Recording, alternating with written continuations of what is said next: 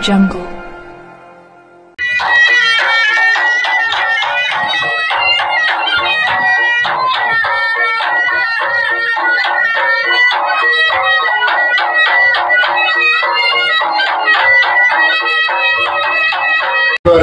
Dan 2000 ini batas waktu. Untuk di Togasa sesuai dengan tatanan adat yang ada sejak dulu sampai sekarang. Setelah di Togasa maka resmi sebagai Manggau Raja Tallo dan Mangkubumi Kerajaan Goa. Ini berlaku untuk seumur hidup selama tidak melanggar aturan adat. Apabila saya melanggar aturan adat, maka ada yang namanya Karain Tuni Pasuru, Karain Tuni Pasulu, dikeluarkan dari tugasnya. Atau apabila saya mengundurkan diri dan atau saya telah digantikan oleh garis turunan saya. Demikian. Jadi batas waktunya ini tidak ada. Setelah diberikan pelantikan kalian, apa tugas-tugas kerajaan selanjutnya? Tugas daripada Manggau Raja Tallo ke-19 Mangkubumi Kerajaan Goa telah ditugaskan untuk menata tatanan adatnya, dan tatanan adat itu harus menjadi mitra pemerintah, sehingga pemerintah Provinsi Sulawesi Selatan telah mengeluarkan surat keputusan lewat Gubernur Sulawesi Selatan. Jadi perintah surat Gubernur Sulawesi Selatan bahwasanya membentuk tatanan adat lembaganya. Jadi lembaga adat ini bukan LSM. Lembaga adat ini di bawah naungan pemerintah Republik Indonesia. Yang mana ada SK-nya Gubernur. Kemudian Gubernur menandatangani kembali segera membentuk dan melantik mengukuhkan lembaga adatnya. Sehingga pada saat itu kami dikukuhkan oleh pemerintah kota dengan SK Wali Kota sebagai lembaga adat resmi. Jadi ini bukan LSM. Ini SK negara ditandatangani oleh Wali Kota. Jadi berbeda dengan orang-orang yang lainnya mengatakan lembaga adat itu boleh dibentuk langsung melalui akte notaris dan didaftar di Kesbangpol. Itu bukan lembaga adat namanya, itu ormas LSM. Jadi hal ini ditandatangani Wali Kota, ini bukan LSM. Ini sesuai dengan perintah. Demikian. Pengangkatan kalian sebagai Raja Tallo sama Mangkubumi Kerajaan Goa, apa saja jabatan yang dijalankan selama ini? Jadi selama ini selaku Manggau Raja Tallo dan Mangkubumi Kerajaan Goa, aktivitas kami mengembangkan kebudayaan yang ada di wilayah Goa dan Tallo. Sekaligus dengan adanya surat maklumat dari Partai Salapang. Jadi ini adalah surat maklumat dari Partai Salapang bahwasanya saat ini ada juga Raja Goa. Raja Goa yang ke-38. Di dalam maklumat ini menyebutkan Raja Goa sebagai Somba Raja Goa ke-38 dengan gelar kehormatan Batara Goa 3 adalah Andi Kumala Ijo dan Sila Karenta Lembang Parang. Kemudian yang menjadi Mangkubuminya adalah Iparitu Muhammad Akbar Amir Sultan Alia dan Manaba Karenta Tanete selaku Raja Tallo ke-19 sejak tahun 2000 berdasarkan surat keputusan Wali Kota dan dikukuhkan dengan surat keputusan Ketua Lembaga Negara Perintis Kemerdekaan Republik Indonesia. Jadi tugas kami dengan adanya maklumat ini kami harus jalankan sebaik-baiknya. Bahwasanya menjaga aset-aset Kerajaan Tallo, memelihara budaya yang ada di Kerajaan Goa dan Tallo. Kenapa kami katakan menjaga aset-aset Kerajaan Tallo? Karena sejak dulu memang ada dokumen asetnya Pak. Jadi demikian, sejak dulu ada dokumen asetnya. Lalu dokumen itu berupa apa itu, Kareng? Jadi dokumen aset itu sejak zaman Belanda telah dituliskan secara teratur oleh pemerintah adat dan Belanda, bahwasanya tanah adatnya Kesultanan Kerajaan Taluk di Makassar menyebutkan nama-nama tanahnya. Ini dalam surat Lontara. Dalam surat Lontara ini telah ada artinya, beberapa luas tanah adatnya sudah ada artinya. Kemudian dari surat Lontara ini karena menyebutkan tanah adatnya yang sekian banyak, maka pemerintah Belanda menuliskan dalam engkel. Jadi ini surat engkel dipecah-pecah tanah adatnya. Disebutkan di dalam surat engkel ini yang menandatangani Gubernur Belanda dan pemangku adat. Jadi ini surat engkelnya penuh. Jadi jelas sekali tanah adat, bahwasanya tanah adat Kerajaan Taluk itu tersimpan rapi datanya. Jadi kami tidak berani mengakui bahwasanya ini tanah adat kami kalau tidak ada surat dokumen yang kami pegang.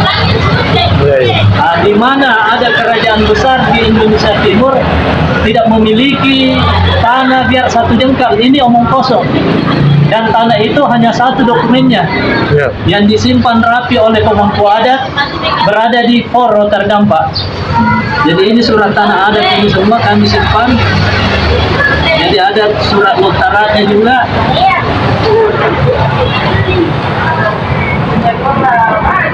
Ini ada surat kain. Ini surat tanah adat. Surat kainnya Pak ada dalam bentuk lontara dan sudah ada artinya, dan bahkan peta kainnya ada. Jadi peta kain itu dalam bentuk peta sutra ada. Jadi bukan cuma surat kain yang ada, peta sutranya yang dalam bentuk kain ada Pak.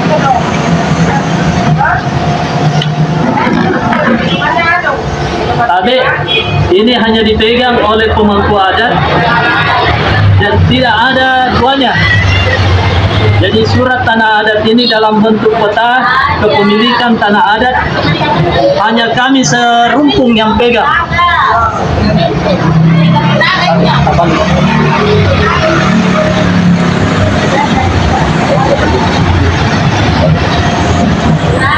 Tapi Kareng, bisa dijelaskan peta sutra ini meliputi wilayah di mana ini Kareng? Jadi peta sutra ini meliputi wilayah Maros, Makassar. Jadi wilayah Maros dengan Makassar.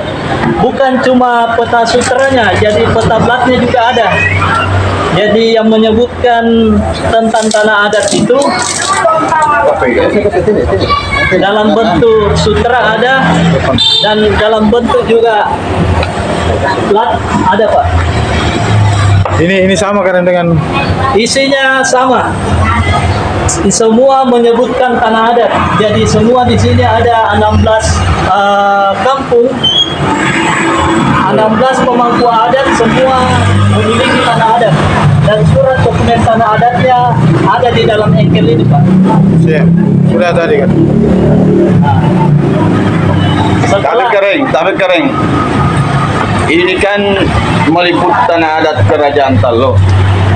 Apakah ini dibuat oleh orang-orang Kerajaan Taluk terdahulu, atau siapa yang buat ini dan pada tahun siapa ini terbuat Kareng?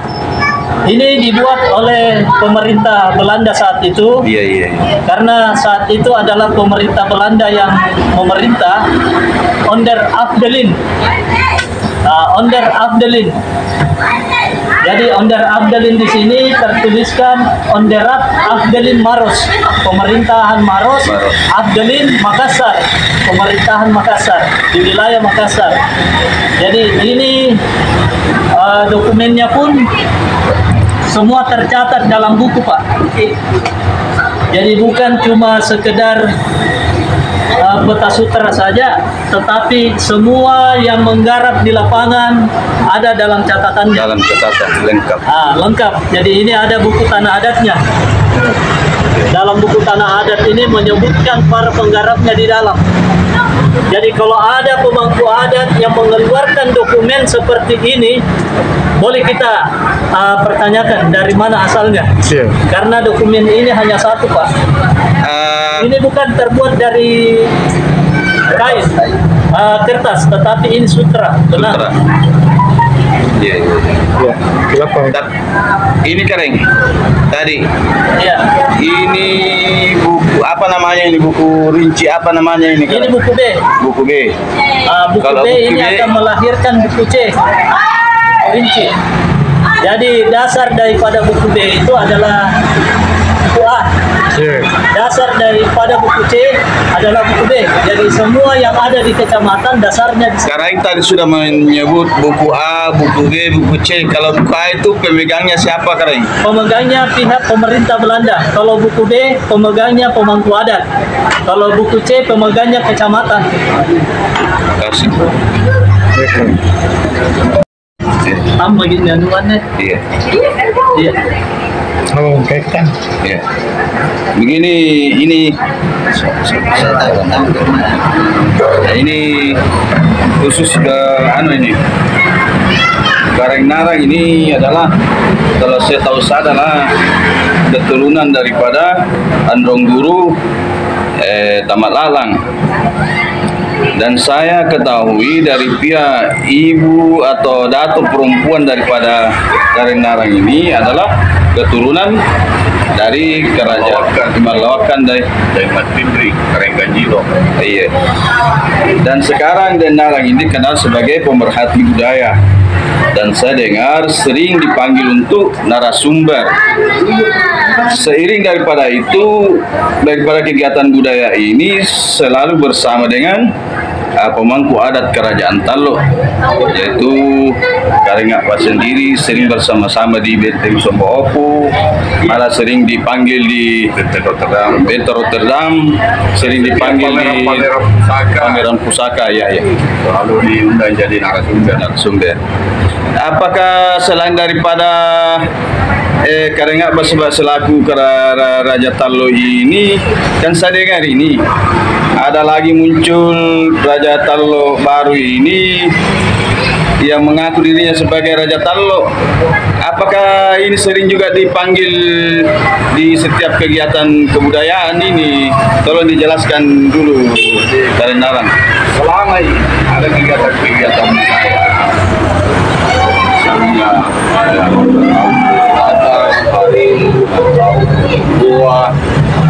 saya tidak pernah bertemu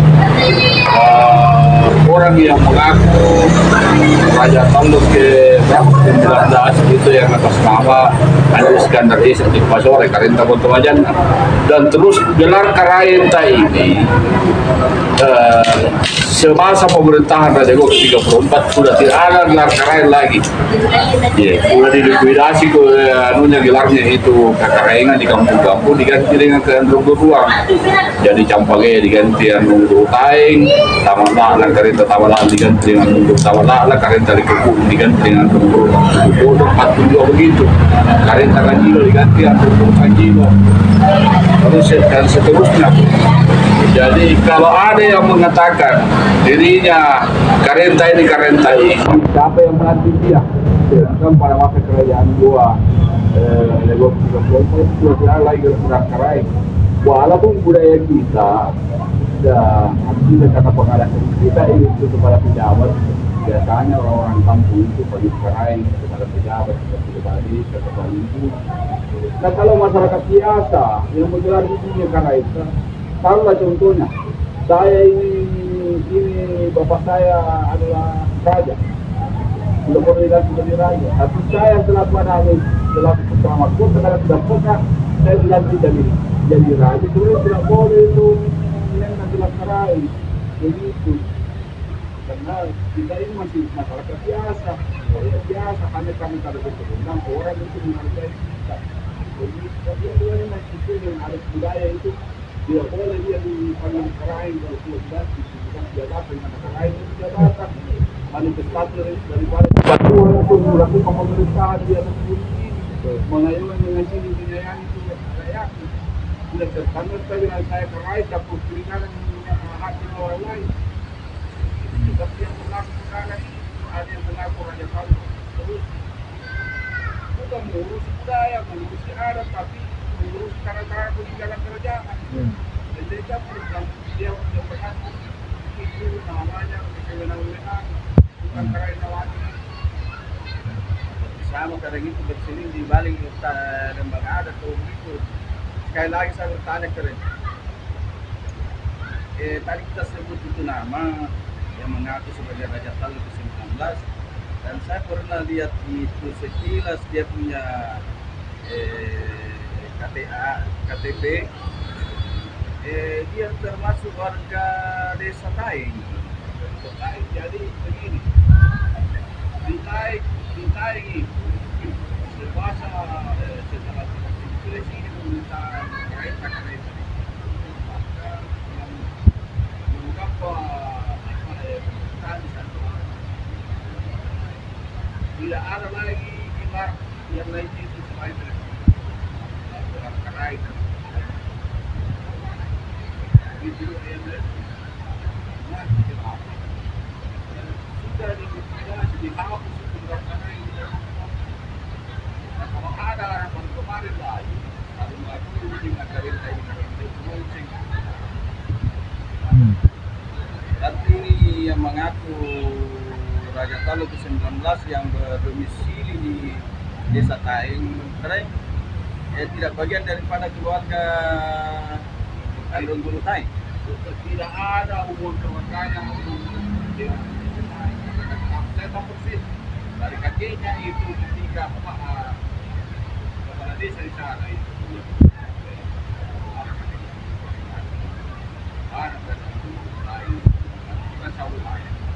kakeknya ini bukan ini kasih malu di situ utang kakeknya itu aja.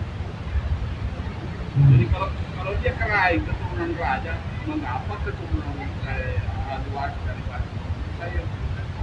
Bukan tidak betul. Bagaimanapun juga tidak ada matanya, tapi ditahu bahwa dia keturunan raja, pasti dihargai. Saya pernah bertanya tentang pakar kerajaan, tentang orang yang menduduki raja ini, karena itu diambil daripada turunannya dari bapaknya, tidak boleh dari ibu. Jadi begini, raja itu biasanya mempunyai atau punya laki-laki atau laki-laki, maka dia berhak ditetapkan nanti itu setelah dia terungkap dari raja adalah saudara yang laki-laki. Nah, kalau tidak ada seorang laki-lakinya, maka mencarilah adik-adiknya lagi itu ada lagi dicarilah di situ yang paling berkompetensi itu dengan tentang adat. Kalau misalnya di luar Mahapan, Pembalan, Kekasaya, yang semua mesti dengar dengan bahasa yang menentukan budaya ini kan dia tempat. Ya, tapi saya lihat ini yang mengaku sekarang Raja Talu ke-19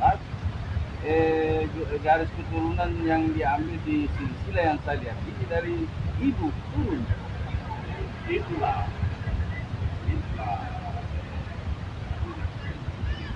ada manipulasi, ada pembantuan karena saya lihat dari atas itu tidak lupa ini mereka dengan Maipariapati dan Maipariapati yang dikatakan tahu itu dari mana ibarat lahan aja dan kau gimana jika lagi jadi jadi siapa lagi ini tidak lu karen lagi padahal jika lagi itu begitu begini lagi pertanyaan sampai di ini seharusnya ini para budayawan dan sejarawan itu para keturunan bangsawan di Talo di Gua ini seharusnya bersuara tentang ini. Nah, Jangan sampai besok lusa ada kita ini dikelirukan iya, iya. di tentang sejarah kurangnya kerajaan Talo dengan kerajaan Goa. Iya, betul. Orang yang tapi kering tidak potong ini pembicaraan kering. Ini orang yang mengaku Raja Talo ke-19 yang setahu saya kerajaan Talo dengan Goa adalah dua kerajaan kembar. Dua kerajaan kembar ini berarti tidak jauh daripada dia sendiri yang sekeluarga. Berarti orang yang mengaku Raja Talo ke-19 sekarang ini apakah dia turunan juga daripada kerajaan Goa? Jadi begini, semasa Raja Goa ke-14 mengenai demokrasi Sultan Laut masih kemanakan daripada Raja Talo ke-6 dibandingkan di Mandori karena Goa pada tunggal. Maka sebelum-sebelumnya sering ada kekisruan antara ada Raja Talo dengan Raja Goa, maka disepakatilah keluaran kedua di Talo dengan Raja Salapang di Goa bahwa antara Goa dengan Talo ini Ampalekoi bijaran pasisade Talo sedang Goa maka bicara lewata, maka muncullah di situ dengan istilah sere atau warnai. Atau luar lain, maka setiap raja di Talo maka beri jabatan bumi di kerajaan Goa seterusnya, dan Raja Talo itu mayoritas yang yakin dari Raja Talo itu menjadi Karaenggi dibandingkan Raja Talo ke-6 itu Karaenggi. Menyiaran di Makio Sultan udah pasang Karaenggi lah. Harga Rasid Mapayo harga Rasid Raja Talo ke-9 dia juga Karaenggi melawatkan di Matindri Sultan Bukar dia juga Karaenggi di Mapayo di Manyauri Sultan Sirajuk dia juga Karaenggi Makasuma Sultan Sabit dia juga Karaenggi. Dia ini Bapak Sultan Sirajuk ini dia Raja Talo dia juga biarkan raja itu semua itu. Lalu kemudian semuanya ini terus ada pun hal lain itu di bawah tidak usah kita sebutkan. Iya, iya. Jadi mayoritas dari raja di Talo itu setelah Talo dulu agama Islam selalu asalnya dari Karaenggi dulu dari Berarti Talo dengan Goa ini memang raja kembar dan memang siapa yang raja di Talo siapa raja di Goa ini memang satu keluarga semua satu turunan keluarga. Itu otomatis. Jadi dua raja satu rakyat dengan bahasa Makassar. Inai angi-angi Goa na Talo ni Chalai di Rewata. Siapa yang mempertengkarkan antara Goa dan Talo dicela oleh Yang Maha Kuasa. Dua Karaeng, Sere, Hatta, dua raja, satu rakyat. Jadi inilah yang dipegang kerajaan kembar Goa dan Talo. Siapa yang menduduki sebagai raja Goa dan siapa yang menduduki raja Talo, otomatis raja Talo menjadi mangkubumi kerajaan Goa. Nah, itu yang harus kita pahami. Apabila kerajaan Goa dalam keadaan kosong, maka mangkubumi kerajaan Talo yang harus memegang kekuasaan di Goa. Kamu juga tanya kan? Ya. Jadi saya tambahkan sedikit. Saya meminta kepada keturunan bangsawan, terutama keturunan kerajaan Goa, para Bate Salapang, para Tumailala, para Tukajangan, supaya mengkelirkan ini masalah. Jangan sampai hal ini istilah pepasan terluang karena batu jatian gulung naik batu rempuan gulung naik rusaklah sejarah ini di kerajaan Goa dengan Talo kalau orang-orang seperti ini yang akan diakui oleh pemerintah yang formal ini sebagai raja. Jadi saya mohon kepada para keturunan bangsawan di kerajaan gua yang dicalon untuk menyelesaikan masalah agar tidak rancu dan tidak artinya menyesatkan generasi yang selanjutnya ini dalam membaca sejarah kerajaan Taluk dengan kerajaan gua. Lalu sedikit kering. Apakah selama ini pemangku adat yang mengetahui permasalahan kekisruan ini sudah ada peranan atau ada giat yang dilakukan kan? Jadi begini, selain daripada pemerhati, saya selaku pemerhati budaya ini menganggap bahwa ini keresahan daripada para pemerhati budaya. Ini dengan adanya orang-orang yang mengaku ada pun mengenai komunitas tentang adanya penetapan ahli warisnya apa ini semua itu saya anggap rekayasa. Saya anggap adalah rekayasa. Karena pertama kali saya berkoordinasi dengan orang-orang di desa di mana tempat domisili orang yang mengaku pejabat di situ mengatakan gua itu sangat dekat karena surat keterangan pewarisan yang dikeluar dari gua itu kena pihak ini. Iya. Pertama kali itu camat kau bilang Iya keren. Itu saya tambahkan itu masyarakat Makassar semua dan Taluk bahwasanya tatanan adat ini lahir sejak turun-temurun, bukan bentukan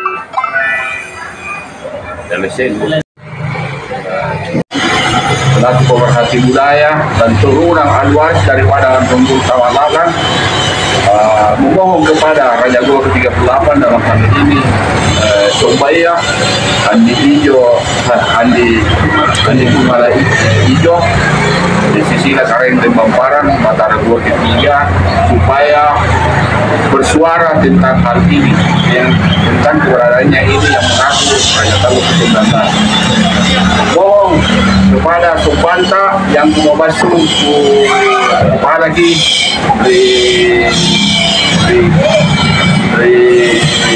Hakim Wajib Nonta Solana bersuara di yang pas mereka Solana latihan Arisa Bidana justru ada yang masyarakat ada kan dia akan sambut saja.